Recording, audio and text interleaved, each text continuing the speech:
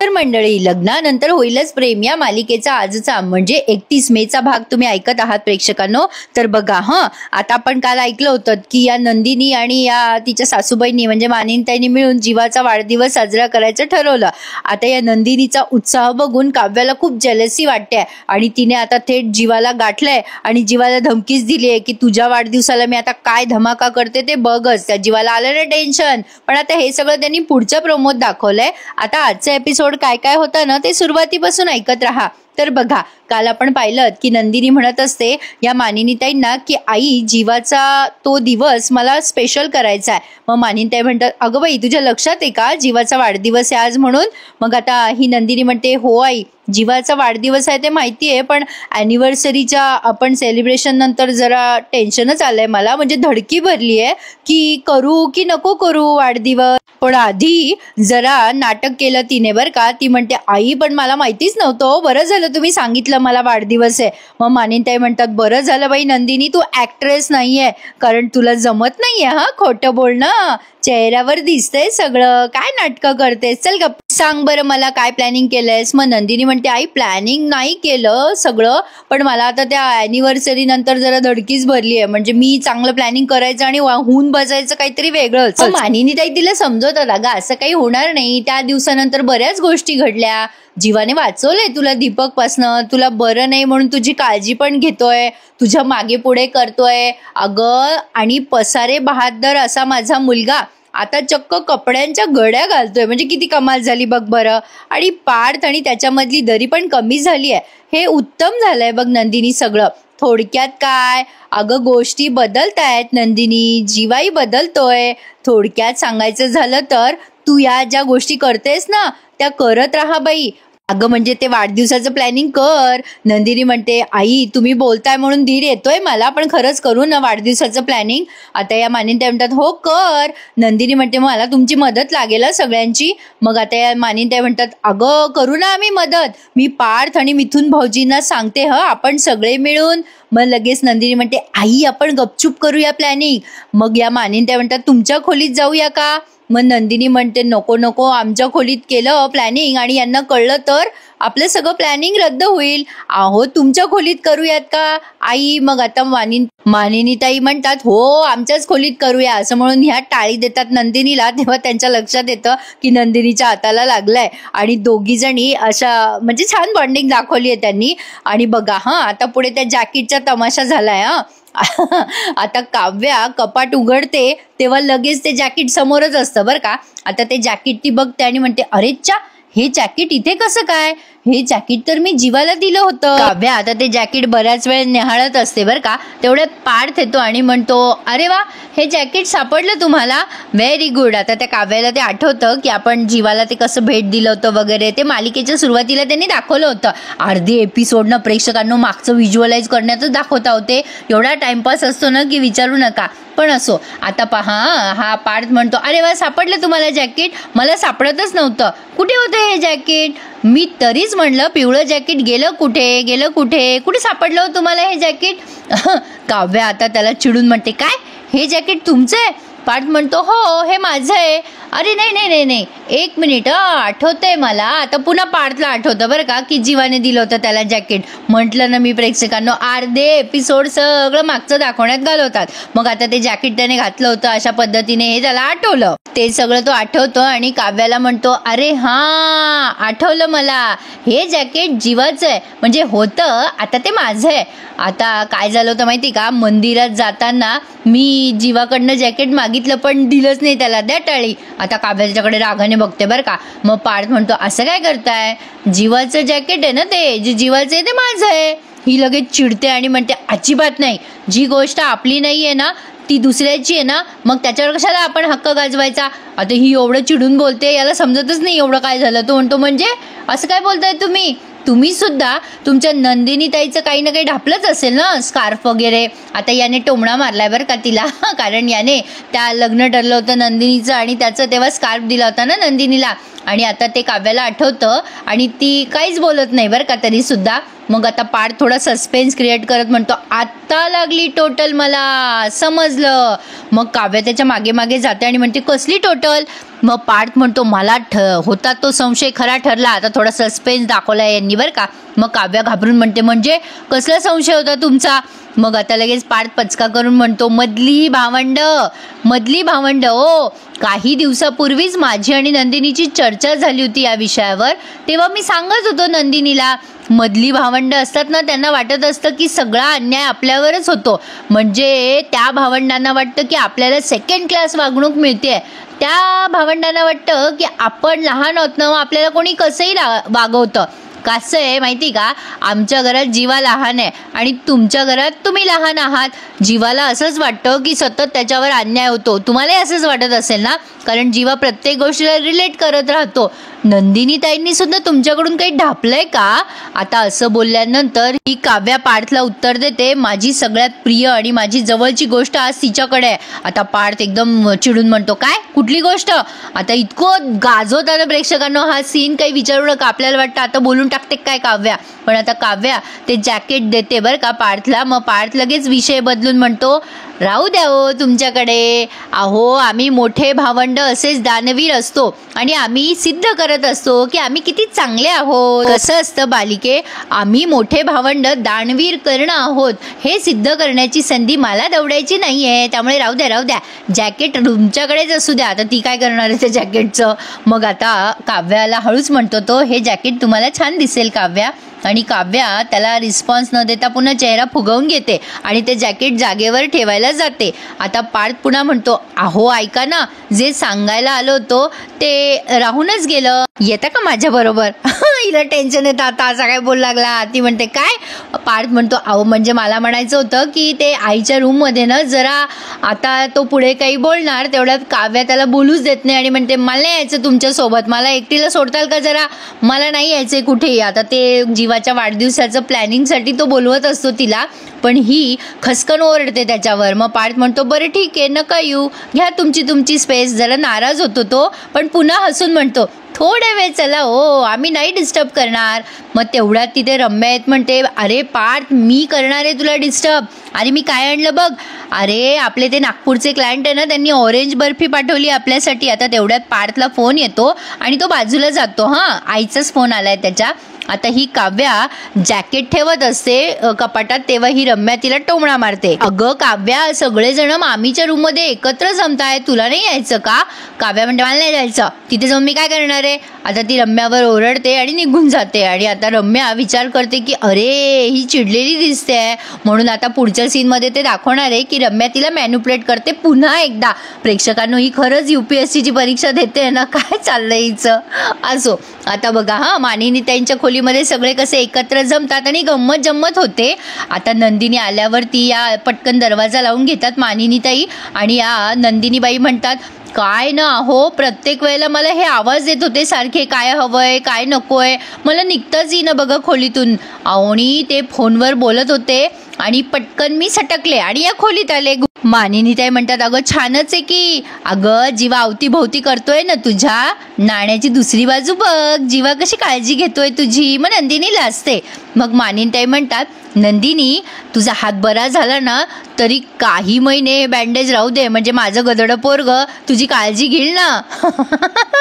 नंदिनी ताई म्हणतात, आई काय हो तुम्ही गदडा वगैरे. मग आता मानिनी ताई म्हणतात, सॉरी ग बाई, तुझ्या नवऱ्याला गदडा म्हटले ना मी. मग नंदिनी म्हणते, बरं आई आपण प्लॅनिंगला लागूयात, जीवा इथे आले तर झालंच आपलं प्लॅनिंग. मग आता या मानिनी ताई म्हणतात, पार्थ आणि मिथुन भाऊजी कुठे आहेत? नंदिनी म्हणते, बघा ना लेट लतीफ आहेत, अजून आले नाहीत. आता तेवढ्यात दरवाजा वाजतो आणि जीवाच तिथे येतो आणि या दोघींचा पचका होतो प्लॅनिंग. जीवा आल्या आल्या नंदिनी सारखी स्टाईल मारतो आणि म्हणतो, काय ग नंदिनी, मी जरा फोनवर बोलायला वळलो तर लगेच आली ना इकडे, तोंडाचा टॉक टाईम आणि पायाची भिंगरी, जरा शांत नाही बसवत का तुला? अगं बरं नाही ना तुला, लक्षात नाही का तुझ्या, आराम करत जावं, कधीतरी ऐकत जा ना माझं.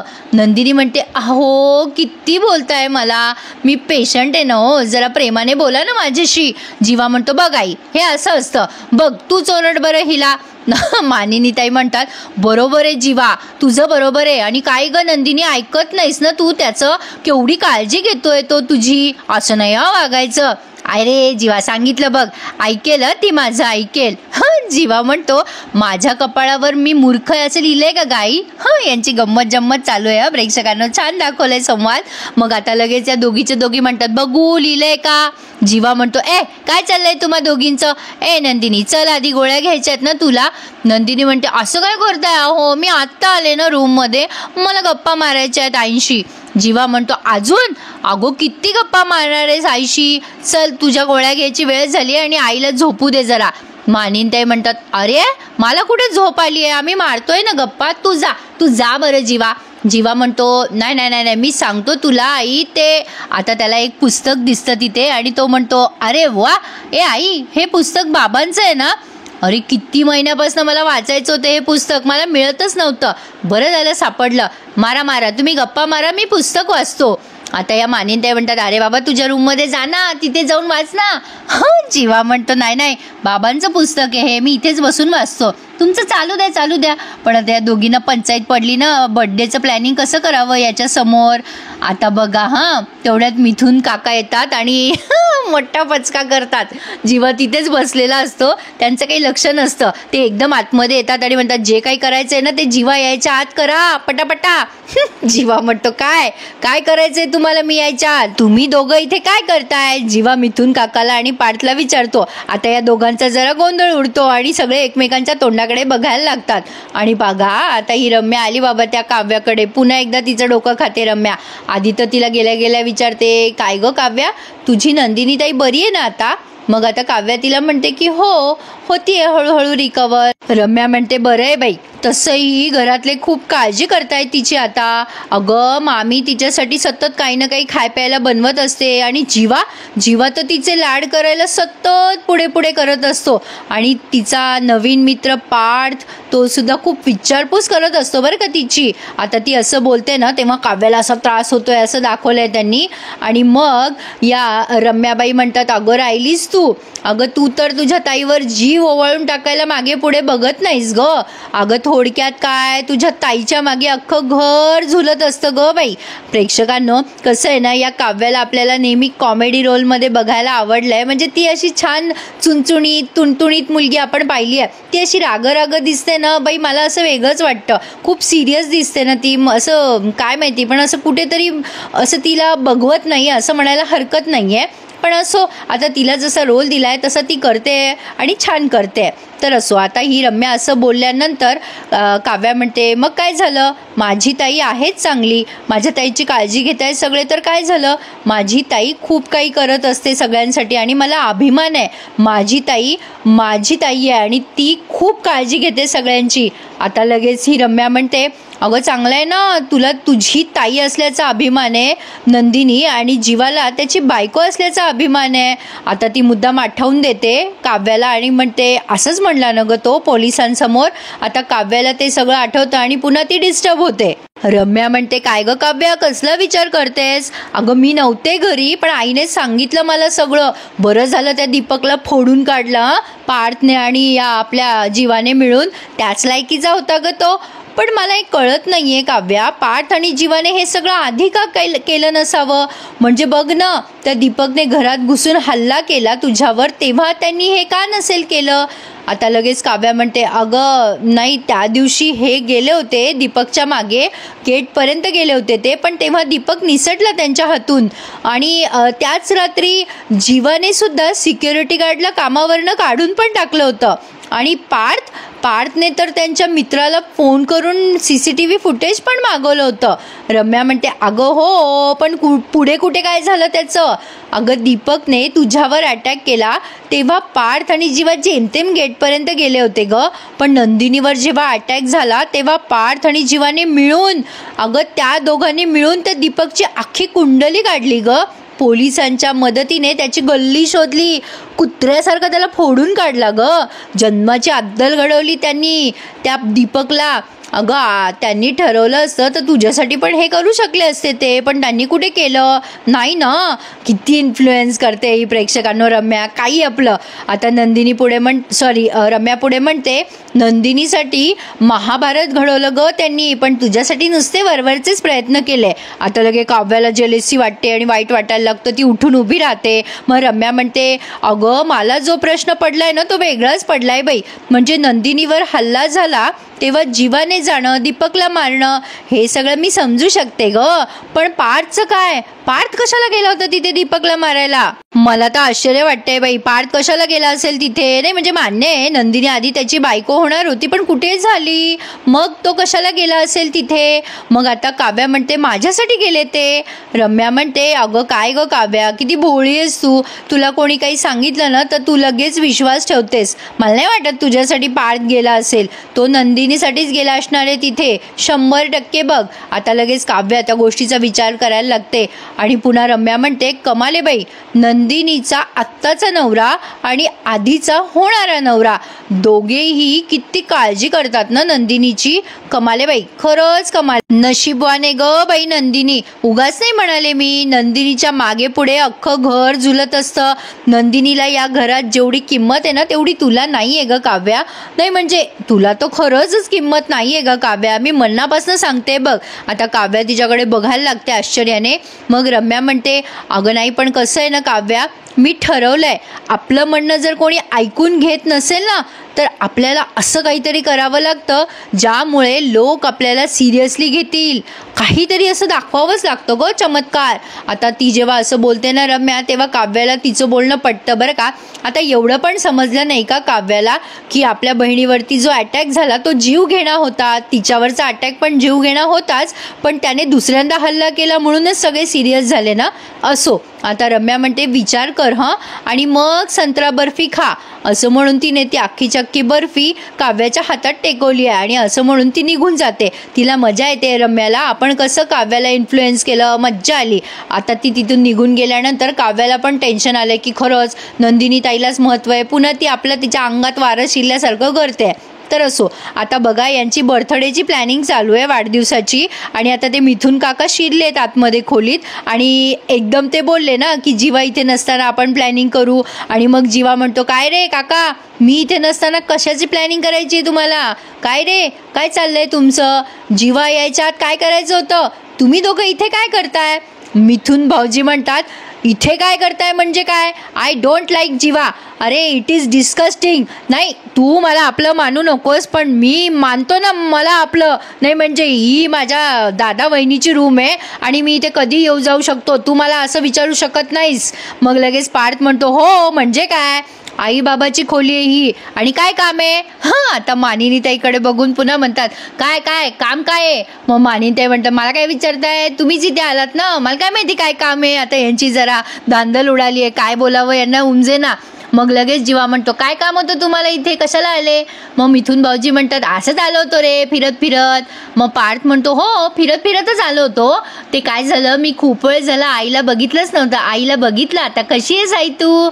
जीवाला तो विचारतो, तू कशाला आला होतास इथे? जीवा म्हणतो, मी पण फिरत फिरत आलो आणि आईला पाहायला आलो आणि आता मी पुस्तक वाचणार आहे, मला डिस्टर्ब करू नका. असं म्हणून आता तो तिथेच बसलाय. आता हे चौघ जण खाणाखुणा करताय एकमेकांकडे बघून.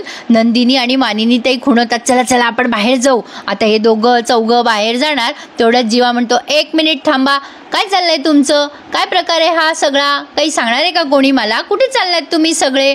मानिनी ताई म्हणतात, कोण कुठे चाललंय? आता हे दोघं आले तसे परत चालले. आता पार्थ मला भेटायला आला होता तसा चालला. जा जा जा पार्थ जा. मिथून भाऊजी म्हणतात, बहिणी मी पण येतो बरं का. मानिनी ताई म्हणतात, गेले गेले, आम्ही आहोत इथेच. अरे जीवा, तू एक काम कर ना, तुझ्या खोलीत जा आणि निवांत झोप आणि ते पुस्तक वाच झोपता झोपता. मग आता जीवा म्हणतो, नको नको, मी इथे बसूनच वाचतो ते पुस्तक. तुमच्या गप्पा चालल्या आहेत ना, करा की गप्पा. थोडक्यात सांगायचं झालं तर प्रेक्षकांनो, हा नंदिनीला काही सोडेना, चिपकून बसलाय. आता या हळूहळू सासा सुना गप्पा मारतायत. आता या मानिनताई म्हणतात, अगो ये नंदिनी, आता कसं करायचं? नंदिनी म्हणते, आई आता जे प्लॅनिंग करायचं ना ते जीवाच्या समोर बसूनच करायचं. आता ओपन चॅलेंज केलंय नंदिनीने. आता याच्या समोर बसून ही कसं प्लॅनिंग करणार आहे ते तिचं तिलाच माहिती. पण असो, काय बाबा प्रेक्षकांनो, बोलून बोलून थकून जाते मी कधी कधी. नॉनस्टॉप बोलावं लागतं. एखादा लाईक करून टाका ना, बरं वाटतं जरा. चला, आपल्या मेहनतीला कोणीतरी एफर्ट देतंय ना, कोणीतरी किंमत करतंय ना त्याची, छान वाटतं हो तुमचे लाईक्स बघून आणि कमेंट्स बघून. तर पहा, आता मिथुन भाऊजी आणि हा पार्थ दोघे जण किचनमध्ये आलेत कॉफी करायला. मग आता लगेच हे मिथुन भाऊजी वैतागतात जीवावर आणि म्हणतात, काय यार पार्थ, आय डोंट लाईक दिस. कशाला आला असेल जीवा तिथे? आपल्या प्लॅनिंगचा बोऱ्या वाजला ना. I don't like it, I don't like it. Parth म्हणतो, शांत व्हा काका, मी कॉफी बनवतोय ना, तुम्हाला देऊ का? मिथुन भाऊजी म्हणतात, दे बाबा दे, काय द्यायचं ते दे. ते बर्थडेचं प्लॅनिंग गेलं पाण्यात. दूध टाकून कॉफी तरी पिऊ. डिसगस्टिंग, डिसगस्टिंग, डोंट लाईक दिस, असं आगळं वेगळं इंग्लिश बोलून ते त्रागा व्यक्त करत असतात. तेवढ्यात नंदिनीचा मेसेज आलाय पार्थला आणि मग तो मिथुन भाऊजीला सांगतो, अरे काका, नंदिनीचा मेसेज आलाय बघ. मिथुन काका म्हणतात, काय झालं रे, प्लॅन कॅन्सल झाला का? मग पार्थ म्हणतो, नाही प्लॅन ऑन झालाय. मग मिथुन भाऊजी म्हणतात, जीवासमोर असताना कसं प्लॅनिंग करणार? आता पार्थलाही तोच प्रश्न पडलाय. हो रे काका, कसं करायचं? आता इकडे बघा, जीवासमोर बसलेला असताना नंदिनी मुद्दाम मोठ्या मोठ्याने बोलत म्हणते, आई माझं ठरलंय, समोर कोणीही खेळाडू असू दे, पण मी माझ्या प्लॅनिंगनुसारच गेम खेळणार. मानिनीताई हसतात. नंदिनी म्हणते, बघाच तुम्ही आता. जीवा म्हणत असतो, सिरियसली यार नंदिनी, बुद्धिबळ खेळायची वेळ आहे का ही? नंदिनी आणि मानिनीताई बुद्धिबळ खेळतायत, चेस. मग आता मानिनीताई म्हणतात, तुला काय करायचंय? कशाला मध्ये मध्ये नाक खुपसतोय? तुझं वाच ना. जीवा म्हणतो, नाही तसं नाही, चाललंय माझं वाचणं. ते बघा हाताला लागलंय ना तिला जमेल का खेळणं? नंदिनी म्हणते, अरे का नाही जमणार, मी डाव्या हाताने खेळेल, मला काही प्रॉब्लेमच नाहीये खेळायला. जीवा म्हणतो, मला आहे ना प्रॉब्लेम, थांब जरा थांब. हे बघ नंदिनी, तू एक काम कर, तू सांग डाव मी खेळतो. आता या मानिनताई म्हणतात, ए जीवा, तू जास्ती करतोय, तिचा डाव तिला खेळू दे, तू उगाच आला ना तर आमचा डाव फसेल. मग जीवा म्हणतो, काय बोललात? आता मानिनताई टेन्शन मध्ये येतात आणि एपिसोड संपतो. प्रोमो मध्ये एक मोठा ट्विस्ट आलाय प्रेक्षकांनो. आता बघा, पार्थ ठरवतो की जीवाचा वाढदिवस फार्म हाऊस वरती करायचा साजरा, आणि ते सगळं तो नंदिनीला शेअर करतो. आणि नंदिनी काव्याला खोलीत बोलावून सांगते की आपल्याला जीवाचा वाढदिवस फार्म हाऊसवर सेलिब्रेट करायचा आहे देशमुखांच्या. मग एकदम काव्या म्हणते, पनवेल मधलं? नंदिनी म्हणते, तुला कसं काय माहिती? आणि आता ती काहीतरी थातूर मातूर उत्तर देते नंदिनीला. मग आता जीवाजवळ नंदिनीकडनं तिने ऐकलंय की फार्म हाऊसवर वाढदिवस साजरा करायचा. आता हे दोघे फार्म हाऊसवर एकांत क्षण घालवायला गेले होते प्रेक्षकांनो. तिथे या दोघांच्या खूप साऱ्या आठवणी आहेत. पण आता बघा, ती डायरेक्ट काव्या जीवाजवळ जाते आणि म्हणते, ओ नंदिनीचे जीवा, थांबा जरा, अहो तुमचा वाढदिवस आहे ना परवा, मग काहीतरी आयुष्यात ट्विस्ट नको का? मग जीवा घाबरून म्हणतो, कशाचा ट्विस्ट? आता काव्या त्याला धमकवते आणि सांगते की मी आपल्या नात्याबद्दल परवा सांगणार आहे. आता बघूयात प्रेक्षकांनो पुढे काय काय घडतंय. मजा येणार आहे आता मालिका पाहायला. काय वाटतं तुम्हाला प्रेक्षकांनो, जीवा आणि काव्याने सोबत एकांतात घालवलेले क्षण सगळ्यांसमोर तिथे येतील का पनवेलच्या फार्म हाऊस मध्ये? किंवा या दोघांना तिथे गेल्यावर वैयक्तिक त्रास तर होणारच आहे, पण बघत राहू, लग्नानंतर होईलच प्रेम. कसा वाटला आजचा भाग कमेंट करून कळवा. आणि उद्याचा भाग आहे बरं का, रविवार असून सुद्धा. आणि मालिकेचे खरे खुरे रिव्ह्यू ऐकायचे असतील तर आपल्या या चॅनलला नक्की सबस्क्राईब करा, कारण आपल्या चॅनलवर कुठलेच खोटे रिव्ह्यू दिले जात नाही. जे मालिकेत आहे तेच दाखवलं जातं. तर भेटूयात उद्या प्रेक्षकांनो. तोपर्यंत टेक केअर. धन्यवाद.